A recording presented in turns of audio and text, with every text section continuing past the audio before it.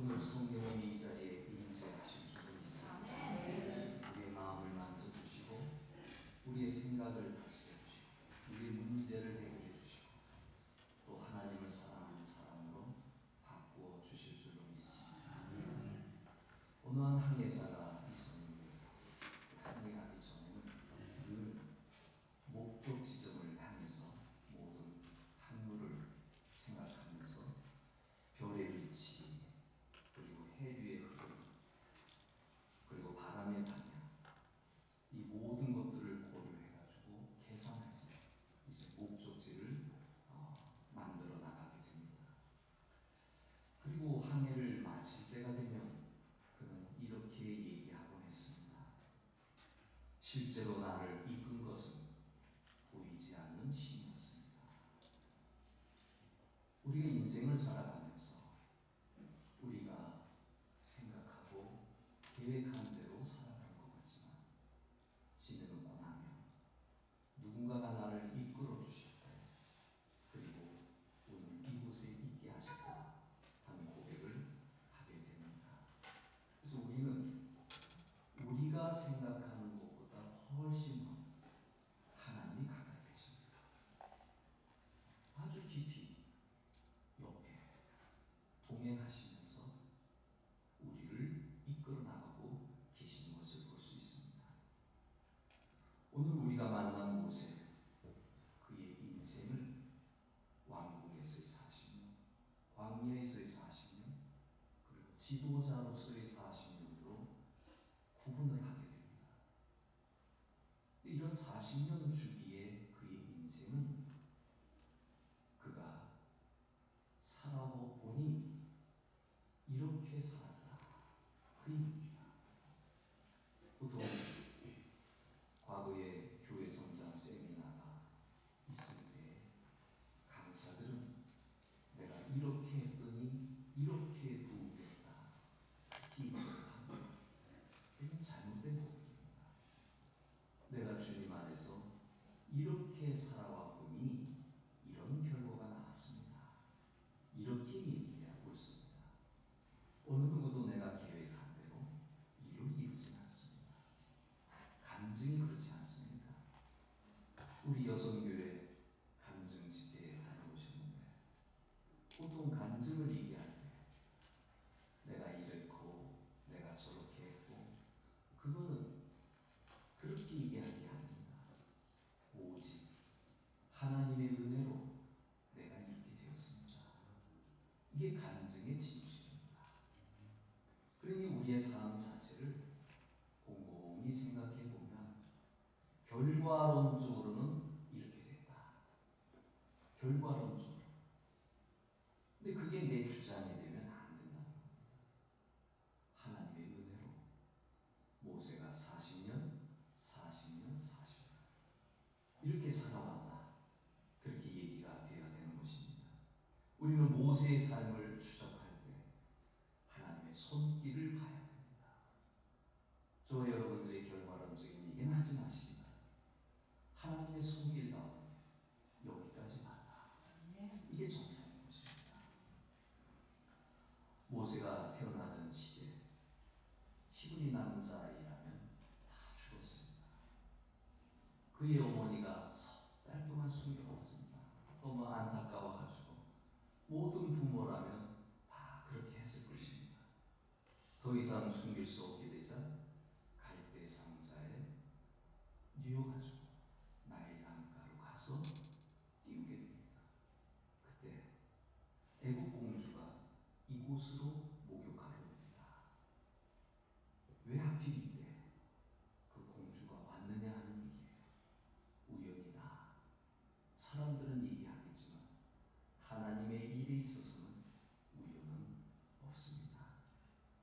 공주가 그 아이를 보고 불쌍히 여기고 궁으로 데려갑니다.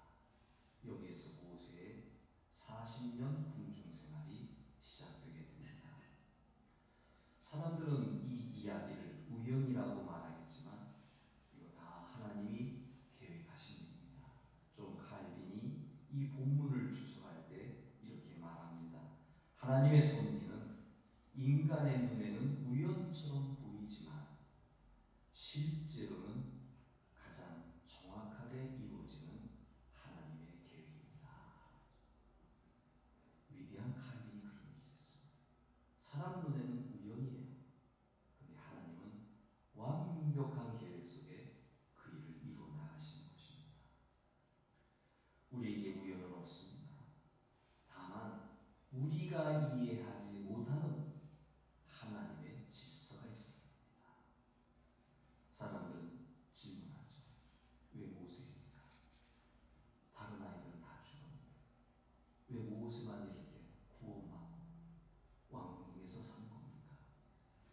하나님은 왜 모세만 특별히 보살폈습니까? 라고 질문합니다. 우리는 이것을 아셔야 됩니다. 하나님의 모세 선택, 모세 구원, 그 모든 것은 다른 사람을 살리기 위한 선택이었다는 겁니다. 모세를 단순히 살렸다, 그가 구원받았다, 그가 왕궁에 들어갔다, 이 이야기가 아닙니다. 하나님은 계획이 있으신 겁니다. 그를 선택한 이유가 있는 겁니다. 하나님의 섭리, 선택 교리는 단순히 누가 구원을 받았다, 누가 선택받았다, 이 얘기가 아닙니다. 선택이라 하는 것은 그의 백성을 모으시는 하나님의 도구로 쓰임받기 위한 선택입니다. 모세가 그렇게 구원받은 이유는 할 일이 있다는 얘기입니다. 나 혼자 구원받아서 행복한 게 아닙니다. 하나님이 뭔가 일을 이루시고자 하는 그러한 것입니다. 그래서 누가 구원받고 누가 구원받지 못하는 것으로 선택 교리로 얘기하면 그건 하나님의 비밀을 모르는 사람의 얘기입니다. 원래 성경적 의도를 그렇게 이해하면 오해를 사게 됩니다. 우리 사람의 생각은 길어봤자 100년인데 우리 하나님의 생각은 얼마나 긴지 모릅니다. 그러니 인간의 짧은 생각을 가지고 하나님의 이야기를 논할 수는 없는 것입니다. 자, 이제 모세는 왕궁에서 성장하게 됩니다. 그것도 최고의, 그 당시 최고의 문명국가 애굽에서 교육을 받게 됩니다. 모든 지식을 다 배우게 됩니다. 세계 최고의 교육을 받게 됩니다. 우리는 그냥 이렇게 생각하죠. 준비되면 하나님이 사용하신다. 그런데 준비되면 이라는 말에는 내가 노력해서 준비하며 그런 생각이 들어가 있습니다. 내가 준비되면 사용하시겠지. 그거 아닙니다. 하나님의 준비는 세상 교육으로 완성되지 않습니다. 애국에서의 교육, 완벽한 교육, 어느 누구도 배울 수 없는 그런 교육을 왕자로서 배우지. 그러나 그 교육으로 완성되지 않습니다. 그의 삶을 한번 보세요. 히브리 정체성을 교육받지 않았습니까? 그의 어머니로부터. 어느 날 이 히브리인이라는 정체성 때문에 문제가 생겨요. 어느 날 성 밖을 나갔는데 애굽 사람이 자기 동족을 학대하는 거예요. 히브리인 정체성 때문에 이거 나서지 않아도 되는데 그런 교육을 받아왔기 때문에 그만 애굽 사람을 쳐서 죽여버려요. 여기에서 큰 사단이 납니다. 애굽에서의 그 많은 교육이 이제 무용지물이 되는 순간이 되는 것입니다. 그는 모든 것을 이제 잃게 됩니다. 광야로 도망갑니다. 왕자도 아닙니다. 도망자입니다. 그의 교육이 무슨 수준이 있습니까? 이제는 모든 것을 다 내려놔야 되고 광야로 도망가고 신세가 되고 마는 것입니다. 모세는 광야로 들어가서 생각해보세요. 1년 지날 때 뭔가 길이 있겠지. 2년 지날 때도 뭔가 새로운 계획이 생기겠지. 3년, 4년, 5년, 그리고 10년, 20년, 30년, 40년이 지나버렸습니다. 그게 남아있는 거라면 능력 없어. 아무것도 할 수 없어. 보잘것 없어. 계획도 세울 수 없어. 말 그대로 무능한 인간으로 완전히 떨어지게 됩니다. 애굽에서 받은 교육은 있었지만 그게 소용이 없었습니다. 모세가 광야에 들어갔을 때 바로 이 40년이 지난 이즈음에 중요한 교육이 시작됩니다.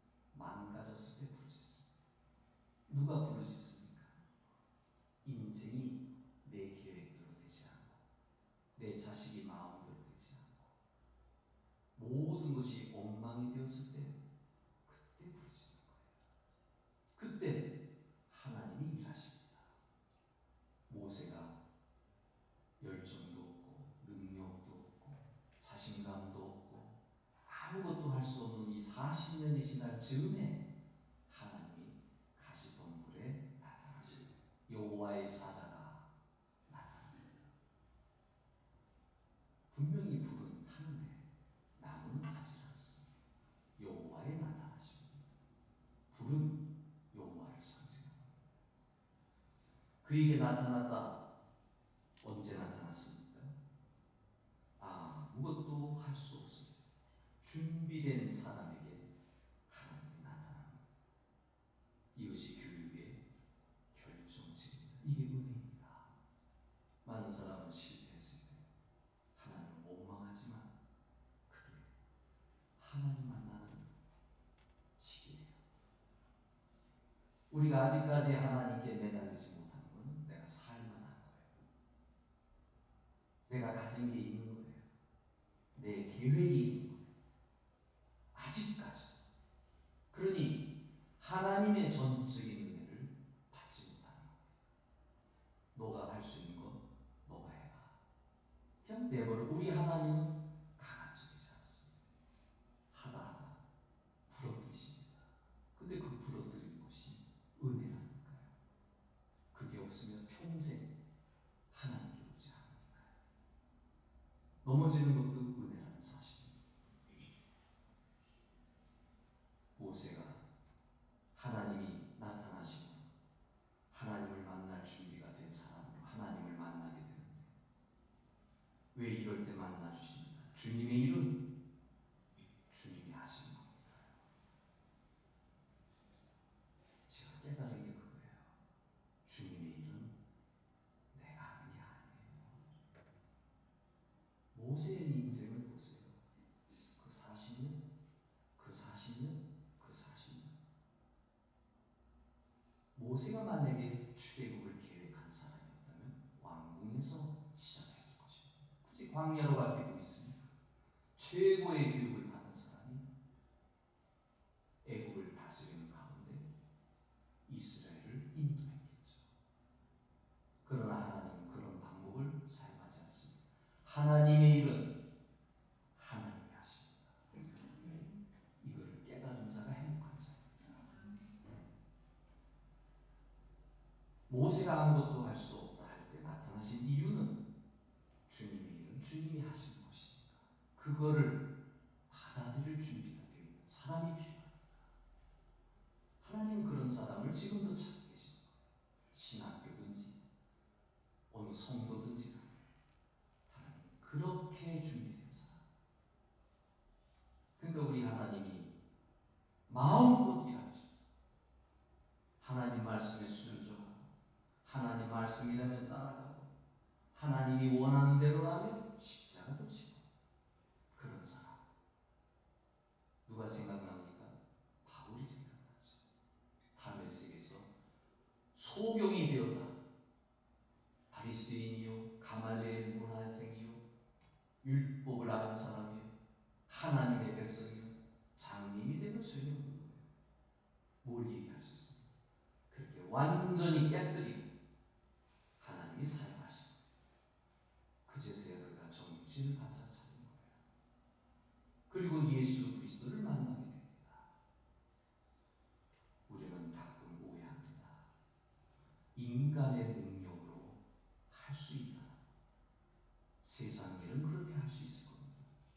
그러나 주님의 일은 그렇게 되지 않습니다.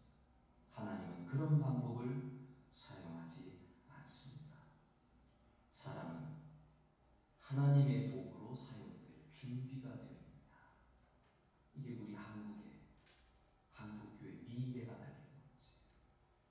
어느 신학생, 어느 성도가 이렇게 모세처럼 광야 40년을 경험하는 가운데 하나님만 바라볼 준비가 되어 있는 사람이 있느냐? 이게 한국교회 미래라는 거예요.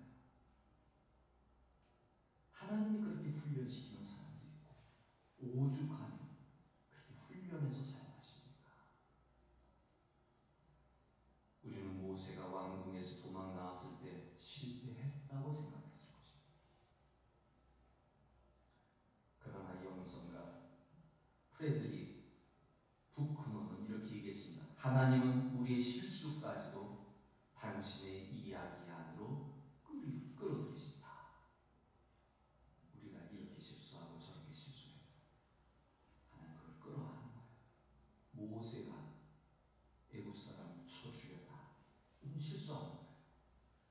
이 방법이 아니라 다른 방법도 해야 돼요. 우리는 결과적으로 그렇게 해야 광야에 갔죠. 하지만 잘못한 건 잘못한 거예요. 하나님의 사용에 있어서 우리 실수할 때가 많습니다. 근데 그 실수를 하나님 또 새롭게 만들어서 사용하십니다. 이래저래 은혜죠. 저와 여러분이 지금까지 살아오면서 실수하는 건 있습니다. 어떤 걸 잘못 선택했어요. 근데 하나님도 그거를 합력하여 선의 역사로 바꿔주시고, 우리가 이렇게 살아있는 것, 우리의 수많은 실수 가운데 하나님이 합력하여 선으로 만들어 주시고 기회를 주시고 깨닫게 하시고 하니까 있는 거예요. 만약에 이 부분이 없다면 우리는 벌써 끝장났을 것입니다. 우리에게 실패처럼 보이는 순간에도 하나님의 섭리를 봐야 됩니다. 사랑하는 여러분, 우리는 종종 과거를 되돌아보며 이렇게 말합니다. 내가 그때 그런 선택을 하지 않았더라면. 여러분 없어요? 저는 있어요. 목회 초년에 그런 선택을 잘못한 적이 있어요. 근데 그건 후회로 끝난 일이지. 말씀드린 대로 그 실수를 하나님은 합력해서 선의 역사를 또 만들어 나갔어요. 내가 이렇게 선택해도 또 만들어 나가시고, 저렇게 선택해도 또 만들어 나가시고, 그게 은혜라는 겁니다. 성경은 우리에게 후회라는 시선이 아니라 다른 시선을 주는데, 하나님은 일하시는 겁니다. 모세의 40년 광야 우연이 아니다. 하나님이 훈련하는 기간이었고 가까이 하는 기간으로 사용하셨습니다. 하나님 모든 것을 내려놓는 모세를 이제 만나러 오셨죠. 40년 동안 아무 말씀도 없었던 하나님, 그제서야 나타나십니다. 가을과 같은 하나님을 아는 지식은 인간의 탐구로 되는 게 아니라 하나님의 계시로 되는 것, 보여주셔야 돼요. 깨닫게 해야 돼요. 여러분, 깨닫는 것이 은혜입니다. 보여주시는 게 은혜예요. 내 마음에 평화가 있는 게 은혜예요. 내 마음에 행복이 있는 게 은혜예요. 하나님이 그렇게 해주셔요. 들어와도 복을 받고 나가도 복을 받는 거 하나님이 해주셔요. 하나님의 은혜예요. 우리가 하나님을 찾아낸 것이 아닙니다. 하나님이 자신을 드러내시기 때문에 하나님을 알게 되는 겁니다. 하나님이 나를 찾아오셨기에 내가 하나님에 대한 얘기를 하는 거예요. 이게 은혜예요. 근데 하나님이 나를 찾아오지 않으면 평생 엉뚱한 소리만 하고 살아요. 하나님이 찾아오십니다. 그리고 하나님 말씀하십니다. 지난 시간 여호수아와 똑같아요. 내가 너와 함께하리라. 내가 너와 함께하리라. 그런데 모세의 반응을 보세요. 모세는 하나님이 보낸다 할 때 내가 누구인데, 나는 말 못하는데 계속 핑계를 댔습니다. 그도 그를 보시 40년 동안 바다를 떨어집니다. 자존감이 다 떨어집니다. 자신감도 없어요. 의욕도 없어요. 지난 40년 광야에서 이렇게 묵혀 살았는데 무슨 일을 할 수 있겠습니까?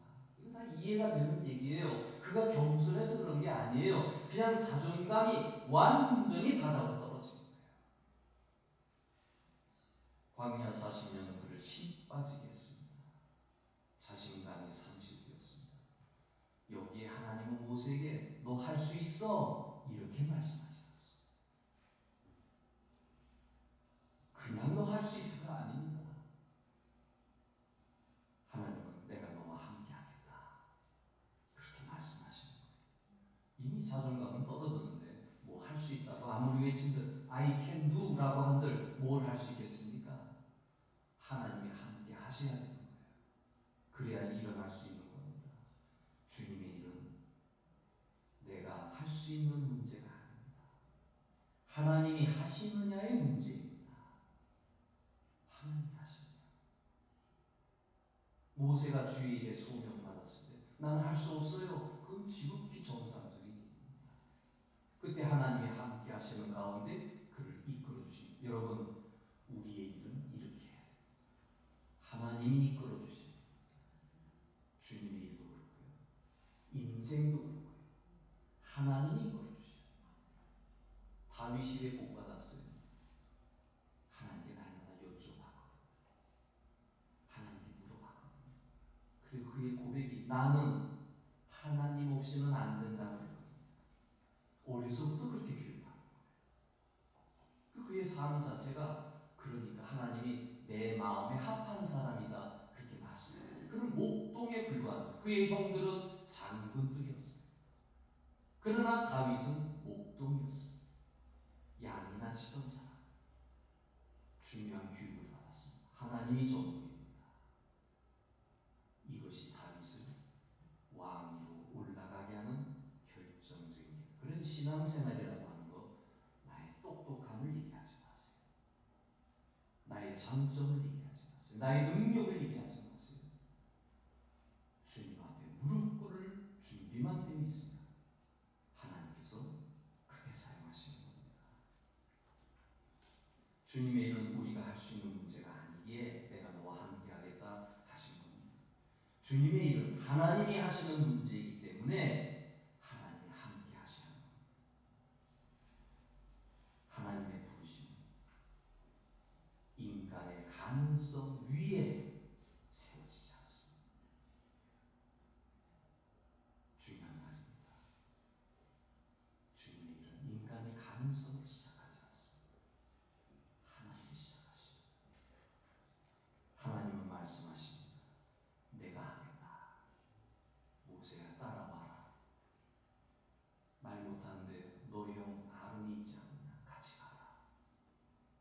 하나님이 함께하면서 일을 만들어 나가십니다. 하루아침에 말 잘하는 사람으로 만들어 사용하지 않습니다. 또 다른 아론의 형을 통하여 일을 하시는 것입니다. 중요한 건 내 능력이 아니라는 얘기예요. 그러니 여러분이 교회 와서 일을 할 때 여러분의 능력이 작다고 고백하지 마세요. 내게 능력 주시는 자 안에서 내가 할 수 있으니까요. 뭐예요? 내게 능력 주시는 자 안에서 입을 크게 여시기 바랍니다. 헌신하고 싶습니까? 입을 크게 여시기 바랍니다. 여러분의 능력으로 입을 크게 열지 마시길 바랍니다. 하나님의 능력으로 입을 크게 여시기 바랍니다. 믿음은 바라는 것들의 실상이라고 했으니까 여러분 우리의 삶 자체에서 우리의 현실을 그대로 인정하지 마시기 바랍니다. 우리를 통하여 하나님의 하실 일을 바라보면서 입을 크게 넣으시기 바랍니다. 나의 현실을 바라보면서 주저앉아 있지 말기를 바랍니다. 무엇을 기대합니까? 우리 자신을 보지 말고 하나님을 보고 하나님을 보고 이 재단을 바라봐야죠. 하나님을 바라보고 내 가정을 바라봐야죠. 하나님을 바라보고 내 미래를 봐야죠. 종이 한 장 차이예요. 주님은 우리의 능력을 원하는 게 아니에요. 나를 믿느냐 하는 얘기예요. 그리고 그 가운데 기도하면요 놀라운 일이 일어난다니까요. 낮아진 자리에서 주님 보면 주님이 역사하신다니까요.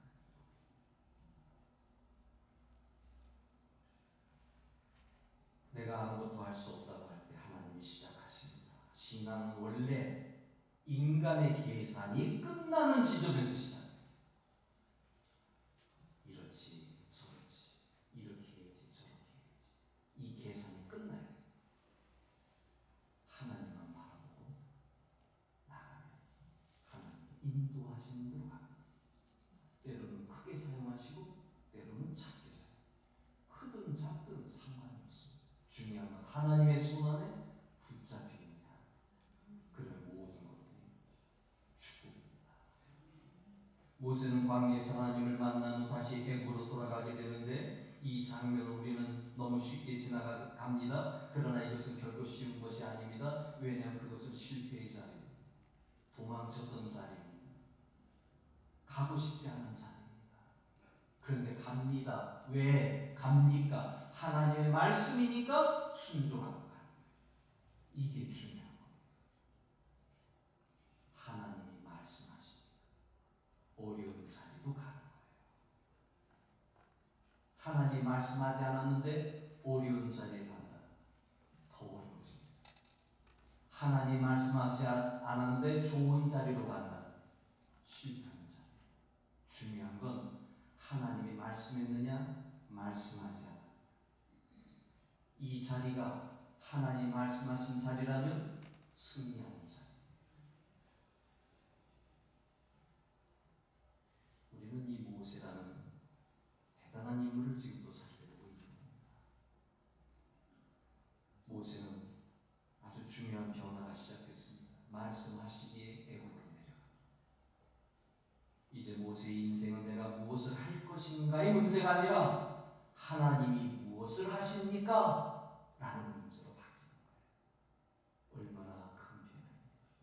내가 무엇을 할까요가 아니에요. 하나님 무엇을 하시렵니까? 말씀해 주시옵소서.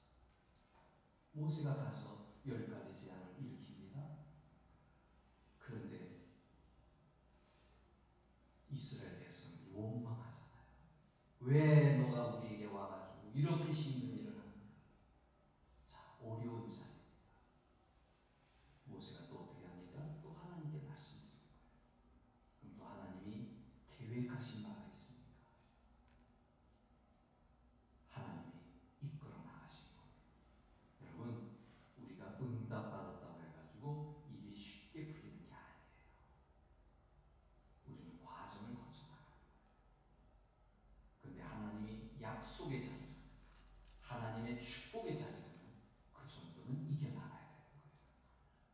하나님이 은혜를 주시는 자리입니다. 그냥 나 편하잖아. 여기 모세가 부름을 받았을 때 선택되었다, 지도자가 되었다, 이게 중요한 게 아니에요. 그를 통해서 하나님이 하시고자 하는 일이 흘러나가게 돼요. 하나님이 여러분을 선택했다. 하나님이 여러분을 통해서 뭔가 흘러나가는 일을 원하시기 때문에 구원하신 거예요. 근데 이거를 사람들이 생각합니다. 그냥 선택됐다, 축복받았다, 은혜받았다, 끝. 우리 하나님이 보실 때 너무 실망스러워. 주님은 나를 통해 무엇을 하기를 원하실까?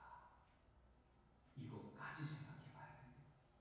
그러면 여러분, 물이 흘러야 깨끗하잖아요.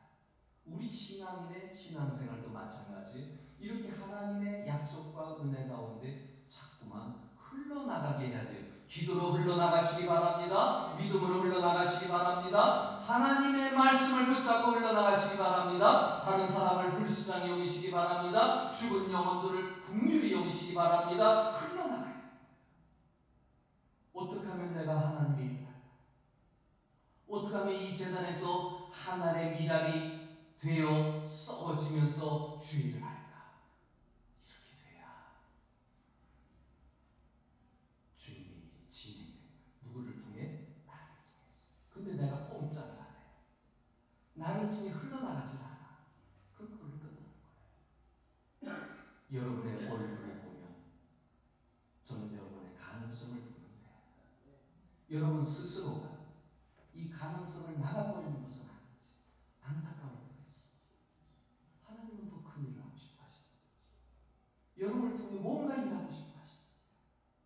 이게 깨달아져야 되는데 이 부분에서 우리는 고민하는 거예요. 홍해 누가 갈랐습니까? 하나님이 갈랐습니다. 만나 누가 내렸습니까? 하나님이 내렸습니다. 물 어떻게 나오겠습니까? 하나님이 나오겠습니다. 10가지 재앙 누가 했습니까? 모세가 했습니까? 하나님이 했습니다. 모든 것 하나님이 하셨습니다. 그러게 하나님 붙잡아야죠. 하나님 의지해야죠. 그래 하나님이 역사하시죠. 여기에 모세는 못했습니까? 모세는 하나님 말씀에 순종했습니다. 하나님을 했습니다. 이게 중요한 겁니다. 성경은 여호와께서 여호와께서 모세와 대면하여 말씀했다고 했습니다. 모세는 하나님과 대면했습니다. 하나님을 만났습니다. 그 말씀에 반응하는 삶, 이것이 그의 준비입니다. 말씀하셨사오매 내가 기도합니다. 말씀하셨사오매 이스라엘 백성에게 가서 얘기합니다. 말씀하셨사오매 잘못된 것을 지적해 줍니다. 말씀하셨사오매 바른 길로 인도해 나갑니다.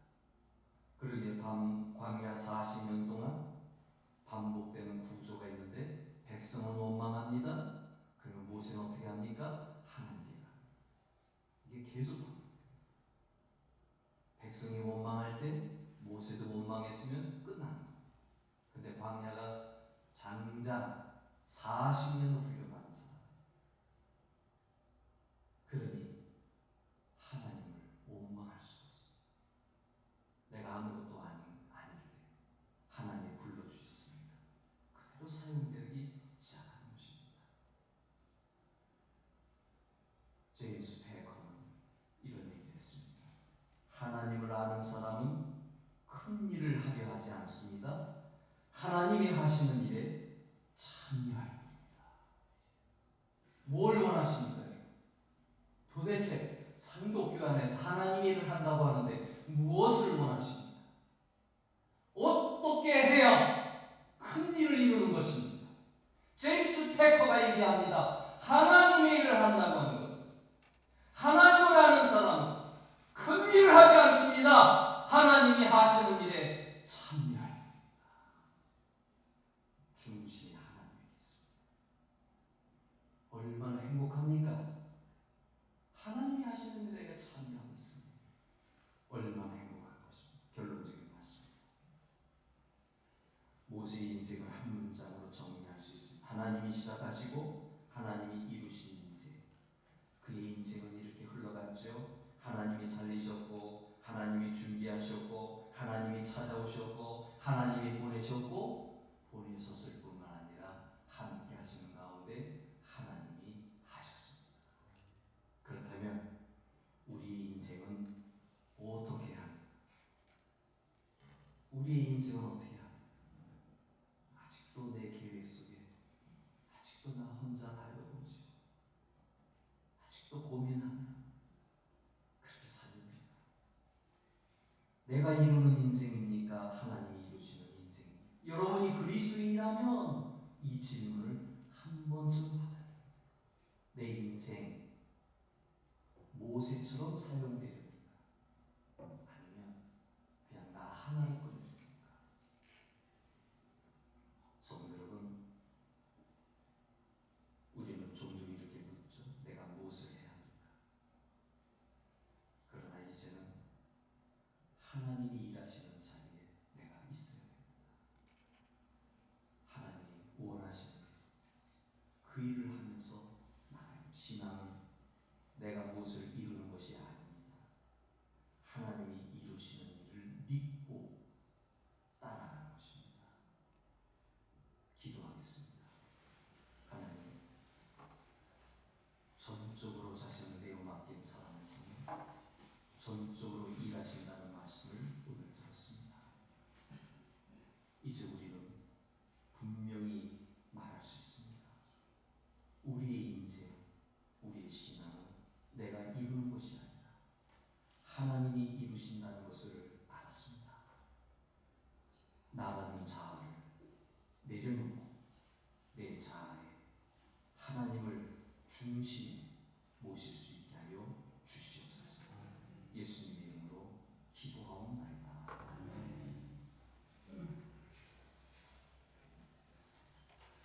예수님을 구주로 믿고 그의 뜻에 따라 살기로 결심하는 생명의 양식을 받아먹기를 원하는 성도들, 오늘 이 성만찬에 초대합니다. 성찬식은 죄와 사망의 사슬에서 노임을 받아 마침내 영원한 생명을 간직하게 되고 그것을 기념하는 생명의 시간입니다.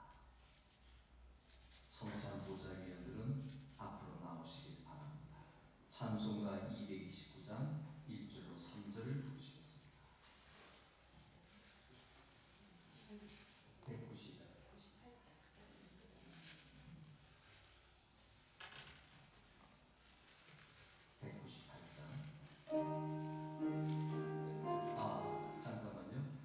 229절